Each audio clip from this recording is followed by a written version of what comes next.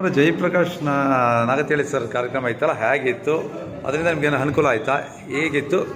Feedback ಕೊಡ್ತೀರಾ? ತುಂಬಾನೇ ಅನುಕೂಲ ಆಯಿತು. ನಾವು ಎಷ್ಟು ದೂರದಿಂದ ಬಂದಿದ್ದೀವಿ, 45 ಕಿಲೋಮೀಟರ್ ಬಂದಿದ್ದೀರಿ.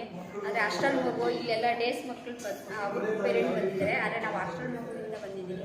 ನಮಗೆ ಗೊತ್ತಿಲ್ಲ ಡೇಸ್ ಮಕ್ಕಳಿಗೆ ಅಂತ ಹೇಳ್ಬಿಟ್ಟು.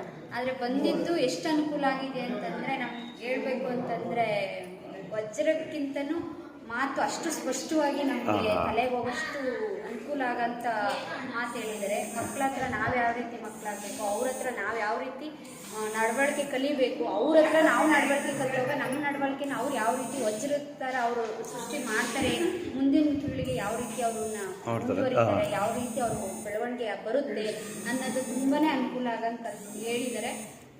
ಮತ್ತು ಅವ್ರ ವಿಡಿಯೋಸ್ನೆಲ್ಲನೂ ನಾವು ಕರೆಕ್ಟಾಗಿ ಅಬ್ಸರ್ವೇಷನ್ ಮಾಡಿ ಮುಂದೆನೂ ಅದನ್ನ ಅನುಕೂಲ ಯಾವ ರೀತಿ ಮಕ್ಕಳನ್ನ ಒಳ್ಳೆ ಪ್ರಜೆಯಾಗಿ ಮಾಡಬೇಕು, ಮಕ್ಕಳ ಹತ್ರ ಯಾವ ರೀತಿ ಇರಬೇಕು, ಮಕ್ಕಳನ್ನ ಯಾವ ರೀತಿ ತಿದ್ದಿದ್ರೆ ಅವ್ರು ಯಾವ ರೀತಿ ಗೊಂಬೆ ಆಗುತ್ತಾರೆ ಅನ್ನೋದನ್ನ ನಮ್ಗೆ ಸ್ಪಷ್ಟ ಆಗಿದೆ.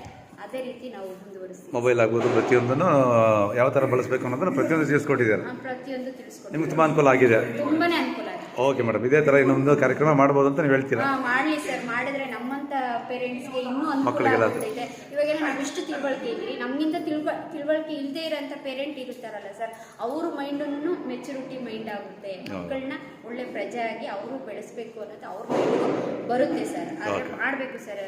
ಇವರು ಪ್ರಕಾಶ್ ಅವರು ತುಂಬಾನೇ ಪೇರೆಂಟ್ಸ್ಗೆ ಮಕ್ಕಳಿಗೆ ಅನುಕೂಲ ಆಗೋ ರೀತಿ ಮಾಡ್ತಾ ಇದ್ದಾರೆ. ಅದೇ ರೀತಿ ಮುಂದುವರಿಲಿ ಸರ್. ಸರಿ ಮೇಡಮ್, ಥ್ಯಾಂಕ್ ಯು. ಮುಂದಿನ ಕಾರ್ಯಕ್ರಮಗಳು ಇದೇ ಥರ ಮಾಡ್ಸೋಕ್ಕೆ ಮ್ಯಾನೇಜ್ ಮಾಡಿ ತಿಳಿಸ್ತೀವಿ. Thank you madam. Thank you.